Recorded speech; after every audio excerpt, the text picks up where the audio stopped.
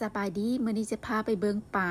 พายุนนะเขาจะเอิ้นป่าพายุนไทยเอิ้นว่าป่าพายุนอันนี้กำลังขับรถไปใกล้สิฮอดแล้วตอนขับรถออกจากบ้านหันบ่ได้ถ่ายรูปเลยถ่ายแต่ตอนใกล้สิฮอดแล้วบ่นี้ก็กำลังสิฮอดแล้วเนาะอันนี้ก็จะเป็นทางเข้าอ้อมเข้าเนาะมาท่าไฟแดงก่อนจากที่ผ่านไฟแดงมาแล้วก็จะเข้าไปใน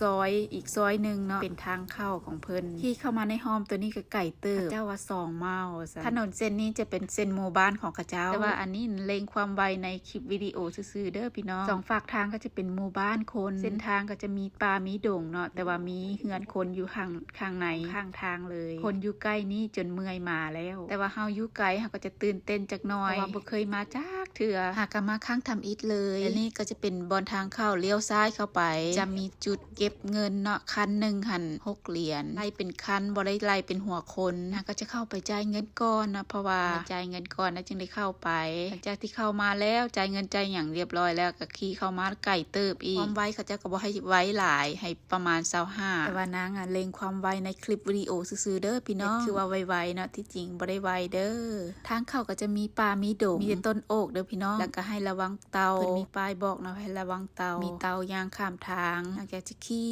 เข้าไปเรื่อยๆลึกๆเติบได้พี่น้องขี่เข้าไปซื่อๆบ่เลี้ยวซ้ายเลี้ยวขวานะซื้ออย่างเดียวแล้วจะไปฮอดบอนพาร์กิ้งหรือว่าบอนจอดรถแต่ว่าส่วนสิฮอดก็เบิ่งชมวิวบรรยากาศข้างทางก่อนเด้อพี่น้องแต่ว่า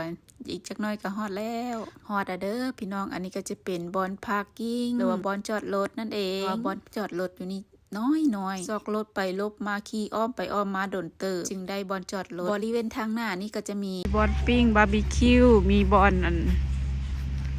เขาซุ่มน้ำกันมีโต๊ะมีตังให้เรียบร้อยแต่ว่าบอนจอดรถนั้นน้อยเดียว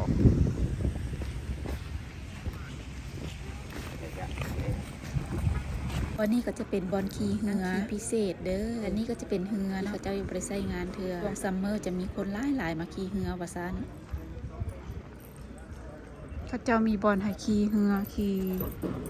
นั่นนะแบบจ้างขี่แบบว่าจ้างขี่เรือส่วนเรือ2-3 ลำ4 ลำบ่ตัวใหญ่ๆหั่นแม่นเรือส่วนตัวของเขาเจ้ามาฝากจอดเรือน้อยๆหลายๆลำตัวนี้เขาเจ้าเซ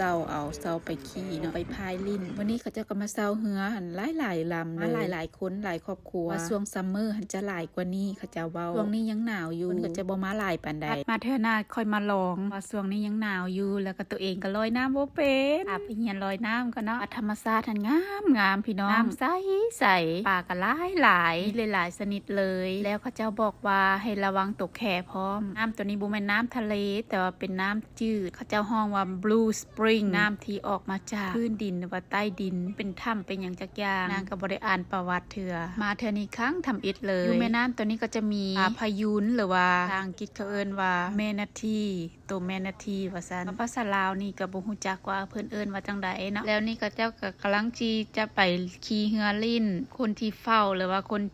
นให้บริการก็จะบอกวิธีกฎเกณฑ์ของทางเขาเจ้าเนาะว่าห้ามเฮ็ดอย่างแด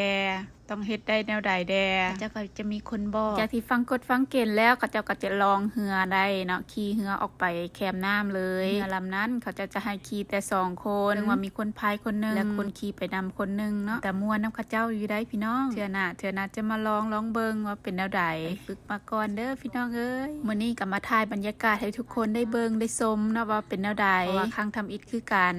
แสงเขียวๆนี่จะเป็นเรือเด้อพี่น้องเรือเขาจะให้จ้างขี่แล้วก็จะเป็นบอนเขาเจ้าจ่ายค่าเสื้อชูชีพกับค่าเสาเหือขี่จะเป็นบอนเพลย์กราวด์สำหรับเด็กน้อยนะ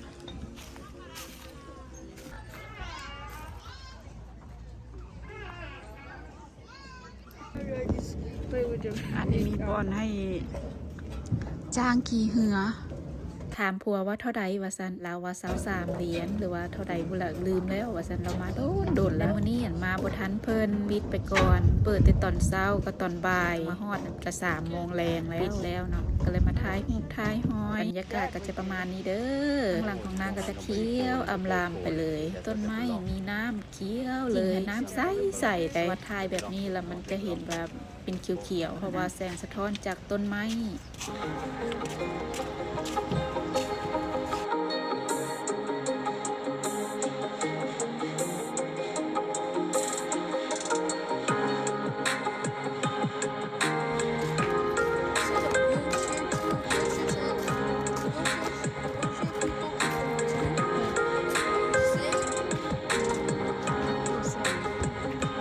ลิปนี้ก็จะลาอยู่นี่ก่อนเด้อเดี๋ยวพอกันคลิปหน้าต่อจ้าไปเบิ่งป่าหันไปอีพีหน้าเด้อขอบใจทุกคนที่เข้ามาติดตามและเบิ่งคลิปวิดีโอเด้อขอบใจหลายๆลาแล้วสบายดี spring น้ำใสลงพอดพื้นน้ำ Where's the fish? โอ้ฟิชโอเบอร์ Fish! เนี่ยตัวบิ๊กวัน Hello, fish. Whoa, what is that? ป่า What is that? ตัวนกตัวนั้นสบาย